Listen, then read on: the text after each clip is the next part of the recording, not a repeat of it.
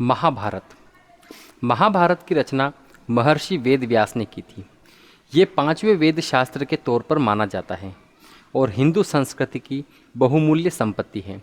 इसी महाकाव्य से भगवत गीता का उद्गम हुआ है।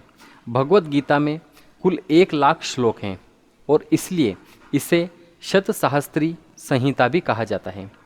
हम सभी महाभारत में पांडु के 5 पुत्रों और धृतराष्ट्र के 100 पुत्रों के बीच की शत्रुता के बारे में जानते हैं।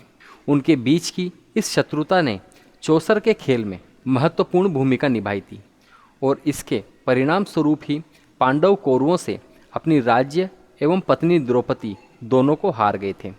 13 वर्षों के वनवास के बाद जब पांडव वापस आए तो दुर्योधन ने उन्हें अपनी आधी जमीन वापस करने से इनकार कर दिया, जिसकी वजह से उनके बीच में कुरुक्षेत्र का युद्ध हुआ। इस युद्ध में भगवान कृष्ण ने अर्जुन को नैतिकता का पाठ पढ़ाया, जिसे भगवत गीता कहते हैं। इस युद्ध को जीतने के बाद पांडव अपने परिवारजनों की हत्या के अपराध बोध से ग्रस्त हो गए थे और ध्रुवीय पहाड़ों की महान यात्रा पर निकल गए थे। इस यात्रा के दौरान स्वर्ग का द्वार बनाने वाले युधिष्ठिर का देहांत हो गया था। दोस्तों, आज की इस वीडियो में हम आपको महाभारत से संबंधित कुछ अज्ञात तथ्य बताएंगे जिनके बारे में ज़्यादातर लोगों को जानकारी नहीं है। आइए जानते हैं क्या है वो अज्ञात तथ्य। पहला, महाभारत का संयोजन महर्षि वेदव्यास ने किया था और इसकी रचना भगवान गणेश जी ने इस शर्त पर की थी कि महर्षि वेदव्यास बिना एक भी बार रुके लिखे जाने वाले श्लोकों का लगातार उच्चारण करते रहेंगे। फिर वेदव्यास ने भी एक शर्त रखी कि वे श्लोकों का अर्थ समझने के साथ ही उसका उच्चारण करेंगे, लेकिन गणेश उन्हें अपने दिमाग में व्याख्या किए बिना नहीं लिखेंगे। इसलिए इस तरीके से पूरे महाकाव्य में कभी कभी वेदव्यास कठिन श्लोकों का उच्चारण करते, जिसे समझने में गणेश जी को वक्त लग जाता था और उसी समय वेदव्यास थोड़ा विश्राम कर लेते थे। दूसरा, वेदव्यास नाम नहीं है बल्कि एक पद है जिसे वेदों की जानकारी रखने वाले व्यक्तियों को दिया जाता है। कृष्ण द्वीपायन से पहले 27 वेदव्यास थे और कृष्ण द्वीपायन 28वें वेदव्यास हुए। भगवान कृष्ण के रंग जैसे श्याम वर्ण और द्वीप पर जन्म लेने की वजह से उन्हें ये नाम दिया गया था। तीसरा, अजीब लेकिन सच ये है कि व्याघ गीता, अष्टावृत गीता, पराशर गीता आदि जैसी 10 अन्य गीताएं भी हैं। हालांकि श्री भगवत गीता भगवान कृष्ण द्वारा दी गई जानकारी वाली शुद्ध और पूर्ण गीता है। चौथा, वैशंपायन वेदव्यास के शिष्य ने राजा जन्मेजय के दरबार में पहली बार महाभारत का पाठ किया था। जन्मेजय अभिमन्यु के पुत्र और परीक्षित के पुत्र थे। अपने पिता की मृत्यु का बदला लेने के लिए उन्होंने कई सर्प यज्ञ किए थे, यानी कि सांपों की आहुति दी थी। पांचवा, शांतनु भीष्म पितामह के पिता थे। इसका विवाह गंगा से हुआ था। अपने अगले जन्म में शांतनु राजा महाभीष थे। वे ब्रह्मा की सेवा करने गए, जहां उन्होंने गंगा को देखा और उनकी तरफ आकर्षित हो गए। इस बीच ब्रह्मा ने उन्हें श्राप दे दिया और नरक में जाने को कहा, जिसकी वजह से अपने अगले जन्म में वे राजा प्रतीप के पुत्र शांतनु के रूप में पृथ्वी पर आए और गंगा से विवाह किया। लेकिन गंगा ने शांतनु से वचन लिया कि वे कभी भी उनसे कोई भी प्रश्न नहीं पूछेंगे। शांतनु इस बात पर सहमत हो गए। उन्हें 8 बच्चे हुए और पहले 7 बच्चों को गंगा में नदी में डुबा दिया। उन्होंने कभी कोई प्रश्न नहीं पूछा, लेकिन जब गंगा अपने 8वें बच्चे को डुबो रही थी, वे क्रोध से भर उठे और गंगा से इसकी वजह पूछी। तब गंगा ने उनसे उनके पिछले जन्म और भगवान ब्रह्मा के श्राप के बारे में बताया। इसके बाद वे उनके 8वें बच्चे के साथ चली गई। छठा, धर्म ग्रंथों के अनुसार 33 मुख्य भगवान हैं और उनमें से एक है अष्टवसु, जिनका जन्म शांतनु और गंगा के पुत्र के रूप में हुआ था। उनकी 8वीं संतान भीष्म थी। सातवां, शांतनु का दूसरा विवाह निषाद की पुत्री सत्यवती से हुआ और उससे उनके 2 बच्चे चित्रांगद और विचित्रवीर्य हुए। एक युद्ध में चित्रांगद की मृत्यु हो गई और विचित्रवीर्य राजा बने, जिसने काशी की राजकुमारी अंबिका और अंबालिका से विवाह किया। 8वां, महाभारत में विदुर यमराज के अवतार थे। ये धर्मशास्त्र और अर्थशास्त्र के महान ज्ञाता थे। ऋषि मंदव्य के श्राप की वजह से उन्हें मनुष्य योनि में जन्म लेना पड़ा था। 9वां, कुंती ने अपने बचपन में ऋषि दुर्वासा की सेवा की थी। वे कुंती की सेवा से प्रसन्न हुए और उसे एक चमत्कारी मंत्र बताया। इस मंत्र के माध्यम से कुंती किसी भी भगवान से बच्चा मांग सकती थी। इसलिए विवाह के पहले कुंती ने सूर्य देव से शिशु की मांग की और कर्ण का जन्म हुआ। 10वां, ऋषि किदंब की श्राप की वजह से पांडु ने साम्राज्य छोड़ दिया था और सन्यासी बन गए थे। कुंती और माद्री भी उनके साथ वन में रहने लगी। यहाँ दुर्वासा के मंत्र से धर्मराज युधिष्ठिर का जन्म हुआ। इसी प्रकार वायुदेव से भीम, इंद्र से अर्जुन का जन्म हुआ।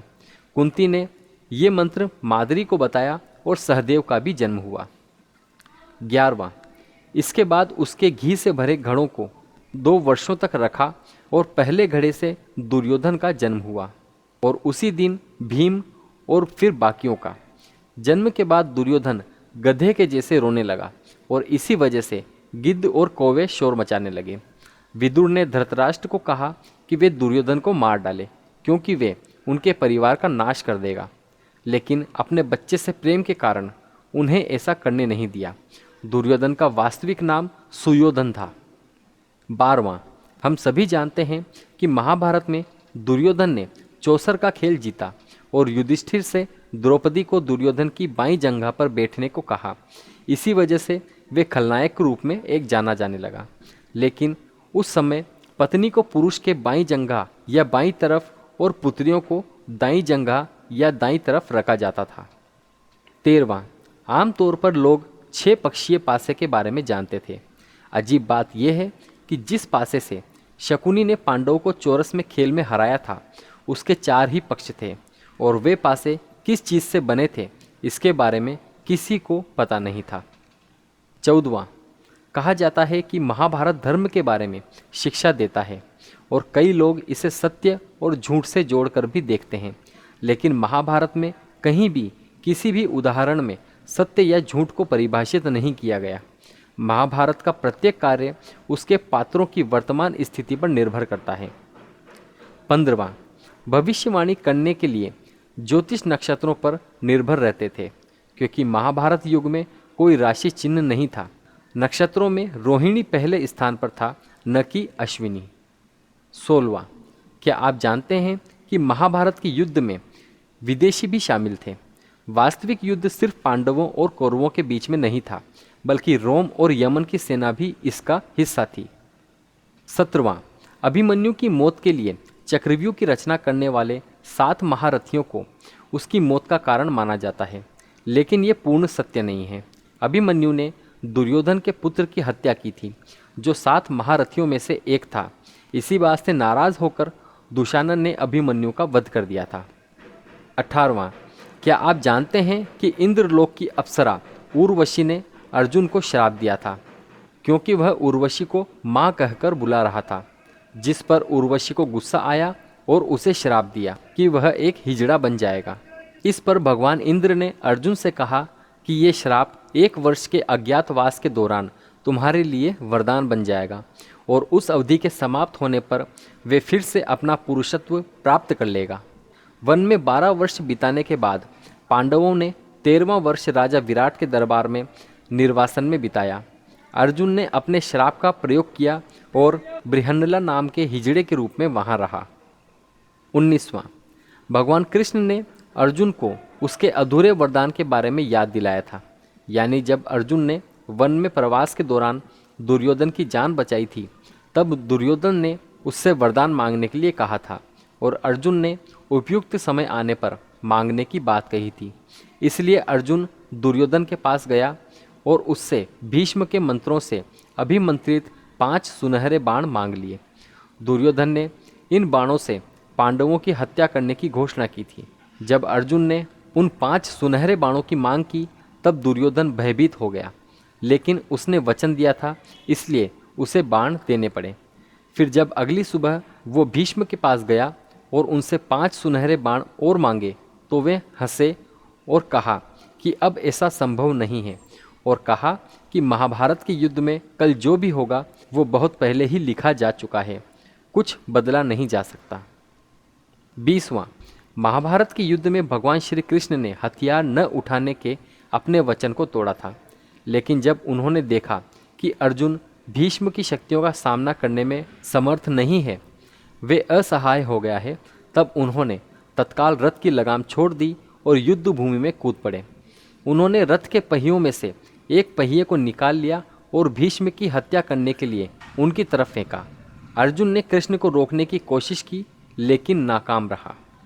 21वां, क्या आप जानते हैं भगवान कृष्ण ने कौरवों की बजाय पांडवों का साथ क्यों दिया?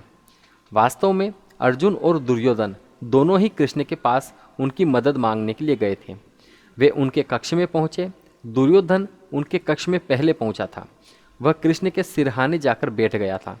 अर्जुन कृष्ण के पैरों के पास गया और हाथ जोड़कर खड़ा हो गया। जब कृष्ण की नींद खुली तो उन्होंने अर्जुन को देखा और मुस्कुराए और कहा कि वे उसका साथ देंगे। 22वां, महाभारत में कौरवों की रक्षा जयद्रथ कर रहा था। पांडवों को चक्रव्यूह में प्रवेश करने से रोकने के लिए वे अपने वरदान का प्रयोग कर रहा था। जयद्रथ को भगवान शिव से वरदान प्राप्त था कि वे अर्जुन को छोड़कर बाकी पांडवों को युद्ध में एक दिन के लिए रोक सकता था। अर्जुन को भगवान कृष्ण का संरक्षण प्राप्त था, इसलिए वे इस वरदान से बाहर रहा। लेकिन जब अर्जुन के पुत्र की चक्रव्यूह में हत्या हुई, तब बाद में अर्जुन ने जयद्रथ को अपने बाण से मार डाला।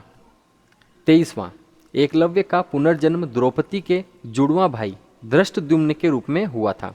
रुक्मिणी के अपहरण के दौरान कृष्ण ने उन्हें मार डाला था, इसलिए गुरु दक्षिणा के तौर पर कृष्ण ने उन्हें पुनर्जन्म लेने और द्रोणा से बदला पूरा करने के लिए एक वरदान दिया था। 24वां, दुर्योधन ने भगवत गीता सुनने से ऐसा कहकर मना कर दिया था कि वह सही और गलत के बारे में जानता है। उसने ये भी कहा कि कुछ शक्तियां हैं जो उसे सही मार्ग चुनने नहीं दे रही। अगर उसने कृष्ण की बातें सुनी होती तो युद्ध टाला जा सकता था। 25वां, आश्चर्य की बात है कि द्रौपदी देवी दुर्गा की अवतार थी। एक बार देर रात भीम ने द्रौपदी को माँ दुर्गा के रूप में देखा। वो भीम से खाली कटोरे में भीम का खून मांग रही थी। मृत्यु से डरा हुआ उसने ये पूरी कहानी अपनी माँ कुंती को सुनाई। फिर उन्होंने द्रौपदी को भीम को कभी दुख न पहुँचाने के लिए कहा। नश्वर होने के नाते द्रौपदी को वचन देना पड़ा और ऐसा करते समय वे अपने होंठ काट लेती है। कुंती अपने कपड़े के किनारे से उसके होंठों पर लगे हुए खून को साफ करती है और वचन देती है कि भीम उसके लिए कटोरा भरेगा। तो ये थे दोस्तों महाभारत से संबंधित कुछ अज्ञात तथ्य जिनके बारे में ज़्यादातर लोगों को पता नहीं है।